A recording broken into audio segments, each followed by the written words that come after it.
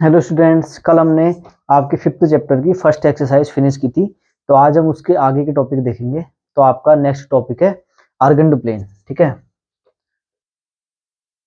Argon plane of complex number.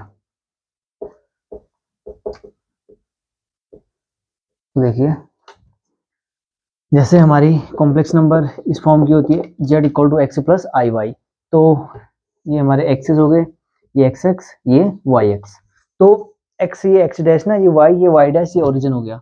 तो x वाला जो एक्सेस है ये हमारा इसके रियल पार्ट को प्रेजेंट करता है, ये रियल एक्सेस को, और वाई वाला इमेजिनरी एक्सेस को। ठीक है, तो एक्स हो गया हमारा real axis and y axis हो गया इमेजिनरी एक्सेस। ठीक है, एक्स प्रेजेंट करेगा रियल एक्सेस को और वाई प्रेजेंट करेगा इमेजिनरी एक्सेस को। जैसे हमने z equal to 2 plus i three.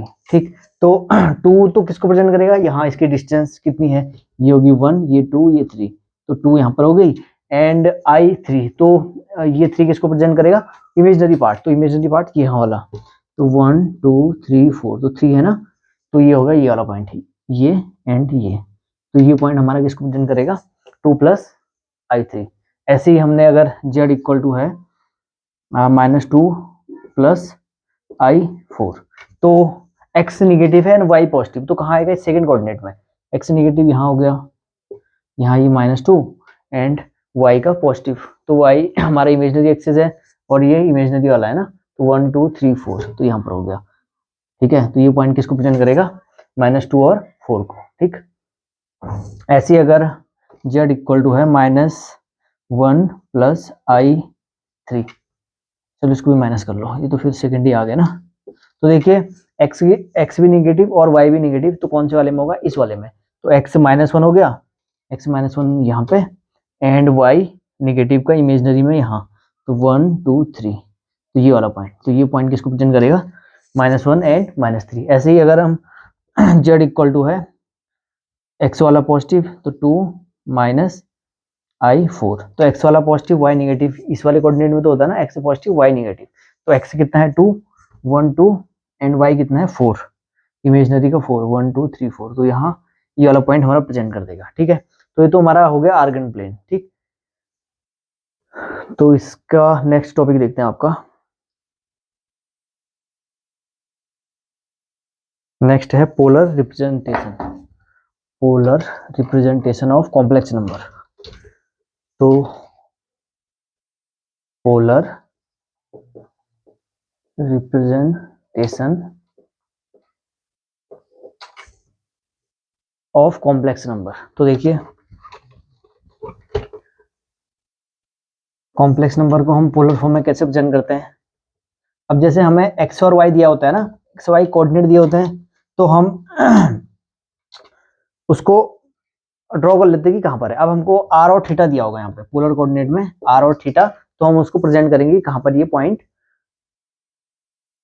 Locate करता है। ठीक है, तो देखिए, ये हम एक्सिस बना देते हैं, ये एक्स, ये वाई, ये ओरिजिन। ठीक है, तो यहाँ से माना ये कोई पॉइंट है, इसकी डिस्टेंस एक्स, इसकी डिस्टेंस x है और इसकी डिस्टेंस यहाँ से यहाँ तक मान लेते हैं हम y है, ये डिस्टेंस y है।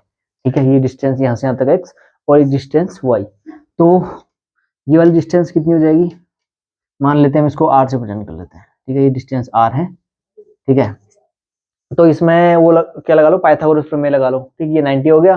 तो कर्ण का वर्ग बराबर लंब का वर्ग आधार का वर्ग है ना, या हम कह सकते हैं हाइपोटेनस का स्क्वायर इक्वल टू परपेंडिकुलर का स्क्वायर प्लस बेस का स्क्वायर, ये परपेंडिकुलर और ये बेस। ठीक है, तो आर का स्क्वायर क्या हो जाएगा यहाँ से, x square plus y square, और आर की वैल्यू हो जाएगी root x plus x square plus y square, और आर को हम जेड से प्रेजेंट करते हैं मोड जेड, तो मोड जेड की वैल्यू होती है x square plus y square.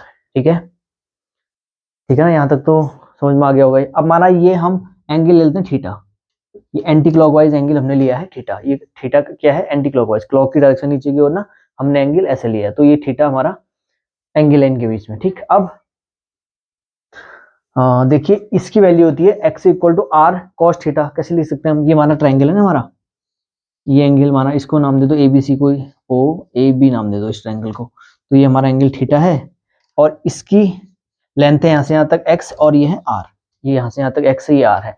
तो हमें पता है इसमें और इसमें रिलेशन क्या होता है, बेस और हाइपोटेनस में, आधार और कर्ण में क्या रिलेशन होता है, कॉस में ही तो होता है ना। कॉस थीटा क्या होता है, बेस अपॉन हाइपोटेनस या आधार बटे कर्ण, तो कॉस थीटा हो जाएगा x अपॉन r।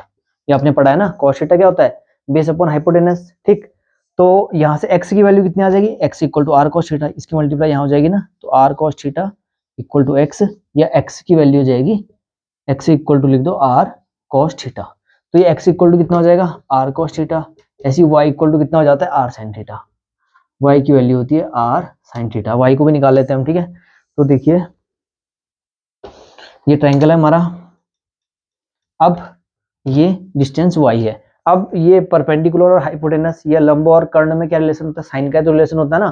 तो साइन को हम लिख सकते हैं sine theta equal to y upon r. तो वहां से y की वैल्यू आ जाएगी आर साइन थीटा, इसकी मल्टीप्लाई यहाँ, तो y equal to r sine theta.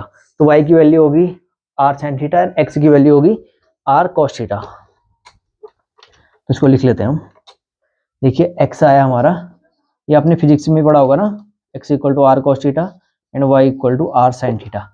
अगर हम इसको इक्वेशन फर्स्ट, इसको इक्वेशन सेकंड दे दें और इन दोनों इक्वेशन को क्या करें, हम दोनों का स्क्वायर करके ऐड कर लें। देखिए इसका स्क्वायर और इसका स्क्वायर ऐड कर लेंगे, इसका स्क्वायर और इसका स्क्वायर करके ऐड कर लेंगे, तो क्या मिलेगा हमें, ये मिलेगा x square plus y square equal to r square cos square theta and plus r square sine square theta.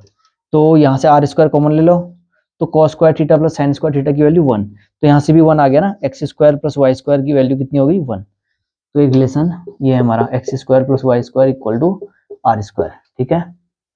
और थीटा निकालना है हमें, जैसे अब देखो अगर मैं सेकंड है ना, इक्वेशन सेकंड में इक्वेशन फर्स्ट से डिवाइड कर लूँ, इक्वेशन सेकंड में फर्स्ट से डिवाइड कर लूँ, तो क्या मिलेगा, देखो y अपॉन एक्स, इसमें इसका डिवाइड कर रहे हैं, ठीक है। तो y अपॉन एक्स, ये r से r कट जाएगा, साइन अपॉन कॉस हो जाएगा, साइन अपॉन कॉस हो जाएगा ना, मैं इसको टेन थीटा लिख दूं, साइन अपॉन कॉस थीटा क्या होता है, टेन थीटा ना।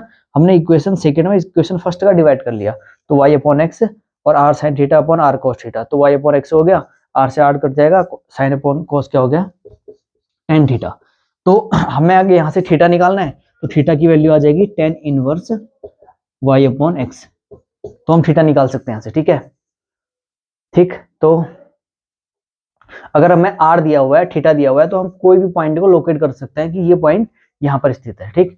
तो r और थीटा ये हो गया, ये फर्स्ट कोऑर्डिनेट की बात कर रहे थे हम। अगर फर्स्ट कोऑर्डिनेट में हमको r और थीटा निकालना है, तो हम इसका यूज करके इसे निकाल लेंगे, ठीक। तो इससे फिलहाल हटा लेते हैं, ये हो गया होगा ना। तो देखिए आगे,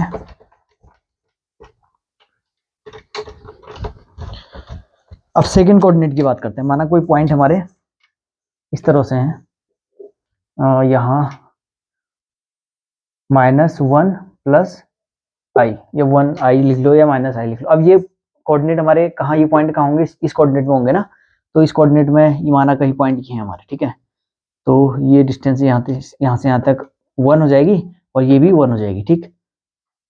और ये डिस्टेंस हमने निकालनी है, यहाँ से यहाँ तक इसकी लेंथ भी 1 और इसकी लेंथ भी 1। और माना ये एंगल, अब थीटा, हमको थीटा निकालना है ना, तो थीटा देखो ये एंगल लेते हैं हम, ये वाला, ठीक है ना। अब हमें ये एंगल, पहले तो ये एंगल चाहिए, तो ये एंगल का यूज करने के लिए हम कुछ और एंगल मान लेते हैं, थीटा की जगह कुछ और मान लेते हैं। माना हम 5 ले लेते हैं इसको, ठीक है। ये एंगल माना कितना बन रहा है, 5 बन रहा है, ठीक। तो हमें तो थीटा चाहिए ना, पहले हम 5 निकाल लेते हैं यहाँ से। तो देखिए अगर टेन फाइव की वैल्यू कितनी हो जाएगी, ये हो जाएगी टेन थीटा क्या होता है, लंब बट्टे आधार ना, परपेंडिकुलर अपॉन बेस। तो इसका परपेंडिकुलर क्या है 1 एंड बेस भी कितना है 1 है, ठीक है। और इसको मोड से प्रेजेंट करते हैं, टेन फाइव को, tan phi equal to Y upon x, ये मोड से प्रेजेंट करते हैं, मतलब इसकी जो भी वैल्यू आएगी उसको हम पॉजिटिव लेते हैं। तो tan phi equal to Y upon X आ गया, ठीक है। वैसे भी लेंथ है ना, लेंथ, अब ये भी हमारी साइड है, ये भी हमारी साइड है, तो इसको हम निगेटिव वैसे भी नहीं लेंगे, ठीक, क्योंकि हमारी साइड को प्रेजेंट करता है। तो टेन फाइव कितना हो जाएगा, पाई बाई 4, पाई बाई 4। लेकिन हमको थीटा एंगल चाहिए यहाँ से यहाँ तक। अब हम इसको पाई बाई 4 तो नहीं कहेंगे ना, अब ये एंगल निकाला हमने थीटा। तो देखो थीटा की वैल्यू कितनी हो जाएगी यहाँ से, अब यहाँ से यहाँ तक ये पूरा एंगल कितना बनता है, पाई बनता है ना। अगर हम पाई में से ये फाई को हटा लेंगे तो थीटा ही तो मिलेगा हमें। तो इसमें थीटा कितना हो जाएगा, थीटा हो जाएगा पाई माइनस फाई, ठीक है। ये अगर पॉइंट हमें यहाँ दिए हुए हैं तो एंगल थीटा क्या हो जाता है, इस पूरे एंगल पाई से हम ये वाला एंगल घटा लेंगे जो भी हमने माना यहाँ पे, तो उसकी वैल्यू हो जाएगी पाई माइनस फाइव। ठीक है, तो फर्स्ट कोऑर्डिनेट के लिए देखिए, फर्स्ट कोऑर्डिनेट के लिए तो थीटा हमारा क्या था, थीटा हमारा थीटा ही था जैसे हम निकालते थे ना, थीटा हमारा थीटा ही है। सेकंड कोऑर्डिनेट के लिए थीटा क्या हो जाएगा, देखो सेकंड कोऑर्डिनेट के लिए थीटा हो जाएगा पाई माइनस फाइव। ठीक, और थर्ड कोऑर्डिनेट में देखते हैं, अब इसे हटा लेते हैं।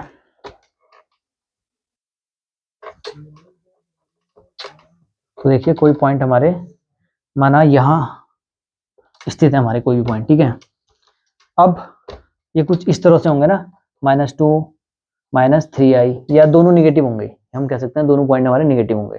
तो यहाँ कोई पॉइंट होगा, तो ये डिस्टेंस इसकी x में यहाँ से यहाँ तक, एंड यहाँ से यहाँ तक ये डिस्टेंस इसकी y, ये डिस्टेंस इसकी y एंड ये डिस्टेंस इसकी x।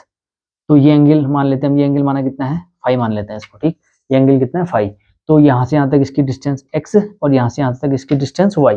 तो tan फाइव कितना हो जाएगा यहाँ से, y अपॉन x। ठीक है, tan फाइव कितना हो जाएगा, y अपॉन x। तो ये चलो मान लो ये ले लेते हैं हम। ठीक है, तो y कितना हो जाएगा यहाँ पे, ये x, y हो जाएगा -3 एंड x हो जाएगा -2। तो tan फाइव हो जाएगा ये ये वाली वैल्यू हम किस में लेंगे, चलो लिख लो उसे। तो 3/2 आ जाएगा, tan फाइव 3/2। ठीक है, लेकिन हमको क्या चाहिए एंगल, यहाँ पे हमको थीटा चाहिए। तो थीटा देखो कितना हो जाएगा, देखो इसको हटा लेते हैं हम, हमको चाहिए अब थीटा। तो या तो देखो यहाँ से यहाँ तक इसकी वैल्यू पाई होगी ना, पाई में हम फाइव जोड़ने तो हमारा एंगल आ जाएगा थीटा। हमको तो यहाँ से ये वाला एंगल चाहिए ना थीटा, हमको क्या चाहिए, थीटा। तो थीटा की वैल्यू कितनी हो जाएगी, टोटल यहाँ से यहाँ तक पाई और प्लस फाइव, ये जो हमने निकाला है। ठीक, तो इसके लिए थीटा कितना आ जाएगा, या तो ऐसे कर लो, देखो इसको या तो पाई प्लस फाइव कर लो, या अगर माना कोई एंगल ये है ना, ये एंगल माना 30 बन रहा है। ठीक है, ये एंगल कितना बन रहा है, 30 बन रहा है। ठीक, तो अगर हम माना यहाँ से जा रहे हैं हम, ठीक है, क्लॉकवाइज डायरेक्शन में हम जा रहे हैं, तो देखिए टोटल यहाँ से यहाँ तक कितना, ये हो गया 180 होगा ना, 180 माइनस 30, तो ये कितना हो जाएगा 150। ये एंगल कितना हो जाएगा 150 हो गया। लेकिन 150 तो यहाँ से यहाँ को बनेगा ना, 150 यहाँ से अगर हम एंगल लें तो ये भी तो 150 बनेगा, तो ये भी 150 बन रहा है। लेकिन इससे पहले आपने पढ़ा है, अगर हम क्लॉकवाइज डायरेक्शन में जाते हैं तो एंगल हम निगेटिव लेते हैं, जबकि एंटी क्लॉकवाइज में एंगल क्या होता है, पॉजिटिव होता है। तो हम इधर की ओर गए ना, तो ये थीटा आ जाएगा -150। ठीक है, थीटा कितना आ जाएगा -150 ना, जो भी इधर गए उसको हम आगे से नेगेटिव लगा लेते हैं। अब इस केस में देखिए, इस केस में अगर हम इस डायरेक्शन में जा रहे हैं, क्लॉकवाइज डायरेक्शन में जा रहे हैं, तो यहाँ से यहाँ तक तो पाई हो गया, पाई माइनस फाइव। ठीक है, तो इसको क्या लिख लेंगे, माइनस पाई माइनस फाइव करेंगे, उसके आगे से माइनस लगा लेंगे, पाई -5, और क्योंकि हम क्लॉकवाइज डायरेक्शन में गए हैं तो आगे से माइनस आ जाएगा। ठीक है, ये थर्ड कोऑर्डिनेट में हम ये भी लिख सकते हैं, -पाई -5। ठीक है, दोनों के लिए आंसर सेम ही आएगा। देखिए जैसे माना ये एंगल बन रहा है हमारा π/4 बन रहा है। ठीक है, फाइव हमारा कितना बन गया, π/4। ठीक, तो इस डायरेक्शन से आओ, यहाँ से यहाँ तक, यहाँ से यहाँ तक आओ, तो ये कितना हो जाएगा, देखो पाई प्लस π/4, पाई प्लस π/4 कितना हो गया, 5π/4। ठीक है ना, तो 180/4, तो इसको निकालो कितना आ रहा है 45, तो 225 आ रहा है ना, ये वाला एंगल 225 आ रहा है। अब इस डायरेक्शन में जा रहे हैं हम, इस डायरेक्शन से कितना हो जाएगा, -पाई -5, तो 5 कितना था, π/4, तो आ जाएगा -3π/4। तो 3 × 180/4 कितना हो जाएगा, देखो ये हो जाएगा 45, और ये हो जाएगा 5 5 15 4 12 1 13 135। यहाँ से यहाँ तक 135। ये एंगल देखो, अगर हम इस डायरेक्शन से मेजर करते हैं इसको, तो ये हो जाएगा 135 निगेटिव का, और इस डायरेक्शन से मेजर करते हैं तो हो जाएगा 225। देखो यहाँ से 180 प्लस 45 करो, 180 प्लस 45 तो कितना हो गया, 5 8 4 12 और 1 2 225 ही आ रहा है ना। जबकि इस डायरेक्शन में देखो 180 से हम किसको घटा लेते हैं, 180 से ये 5 कितना π/4 है ना, तो 180 से 45 घटा लो, तो 10 में से 5 गया 5, 7 में से 4 गया 3, तो 135 ही आ रहा है। ठीक है, तो थर्ड कोऑर्डिनेट के लिए आप एंगल या तो पाई प्लस 5 ले लो, या -पाई -5 ले लो। ठीक, तो समझ में आ गया होगा। ठीक है, तो अब हम फोर्थ कोऑर्डिनेट में देखते हैं, और देखिए सबके लिए जो जेड होगा ना, उसकी वैल्यू एक्सिस जेड या हम आर कह सकते हैं, मॉड जेड या हम आर कह सकते हैं, उसकी वैल्यू क्या हो जाएगी, √x² + y² ही होगी, क्योंकि एक्स और वाई निगेटिव में भी आते तो उनका स्क्वायर करके ये पॉजिटिव आ जाएगा। तो आर तो सबके लिए हम सेम निकालेंगे, x square plus y square, बस थीटा जो हमारा एंगल है ये हर किसी कोऑर्डिनेट के लिए अलग अलग हो जाएगा। ठीक, फोर्थ कोऑर्डिनेट की बात करते हैं अब। यहाँ कोई पॉइंट है जैसे ये एक्स वाला पॉजिटिव होगा और वाई वाला निगेटिव होगा, जैसे 2 - 3 है, ये हमारा फोर्थ कोऑर्डिनेट में होगा ना, तो यहाँ होगा ये पॉइंट। ठीक, तो इसके लिए देखिए ये डिस्टेंस यहाँ से यहाँ तक x और ये डिस्टेंस यहाँ से यहाँ तक y, और माना ये एंगल फाई बन रहा है। तो देखिए जितना ये एंगल यहाँ को बन रहा है उतना ही एंगल यहाँ को भी तो बनेगा, सेम एंगल तो बनेगा ना यहाँ पे। तो हम कह सकते हैं जितना यहाँ को फाई होगा उतना यहाँ को थीटा भी हो सकता होगा। ठीक है, तो अगर हम इस डायरेक्शन में ले रहे हैं तो थीटा की वैल्यू कितनी हो जाएगी फोर्थ कोऑर्डिनेट के लिए, थीटा हो जाएगा अच्छा फाई लिख दिया ना मैंने, तो थीटा हो जाएगा -5, थीटा हो जाएगा -5, क्योंकि जितना एंगल ये यहाँ को बनाएगा उतना एंगल ये यहाँ को भी बनाएगा। और हम एंगल कहाँ को मेजर कर रहे हैं, इधर की ओर क्लॉकवाइज कर रहे हैं, तो ये हमारा निगेटिव में आ जाएगा। समझ में आ गया? या तो ऐसा कर लो 2π - 5 कर लो, टोटल कितना बनाएगा एंगल, 2π बनाएगा ना, और 2π में से पाई को घटा लो, या तो फोर्थ कोऑर्डिनेट के लिए कर लो 2π - 5। ठीक, तो ये आ जाएगा हमारा एम्पलीट्यूड, इसको हम कहते हैं एम्पलीट्यूड या आयाम कहते हैं, थीटा। ठीक है, और ये जेड हो गया हमारा मैग्नीट्यूड। ठीक, आर हमारा किसको प्रेजेंट करेगा, मैग्नीट्यूड को, और थीटा हमारा प्रेजेंट करेगा एम्पलीट्यूड या आयाम को। ठीक है, तो आपके समझ में आ गया होगा, ये हो गया हमारा थीटा निकालने के लिए इसका यूज करेंगे हम, और आर निकालने के लिए सब कोऑर्डिनेट में आर हमारा यही होगा √x² + y², क्योंकि डिस्टेंस है ना, डिस्टेंस को हम उसका स्क्वायर करेंगे तो हमें पॉजिटिव वैल्यू ही देना है, तो हर कंडीशन के लिए आर ये हो जाएगा x² + y²। और फर्स्ट कोऑर्डिनेट के लिए जो हमारा थीटा होगा वो थीटा ही होगा, सेकंड कोऑर्डिनेट के लिए थीटा की वैल्यू हो जाएगी π - थीटा, थर्ड कोऑर्डिनेट के लिए पाई प्लस थीटा कर लो या माइनस पाई माइनस थीटा कर लो, और फोर्थ कोऑर्डिनेट के लिए जितना थीटा होगा उतना ही फाई होगा। और हम इस डायरेक्शन की बात कर रहे हैं तो इसमें ये कितना हो जाएगा -5 हो जाएगा, या फिर 2π - 5 कर लो। ठीक है।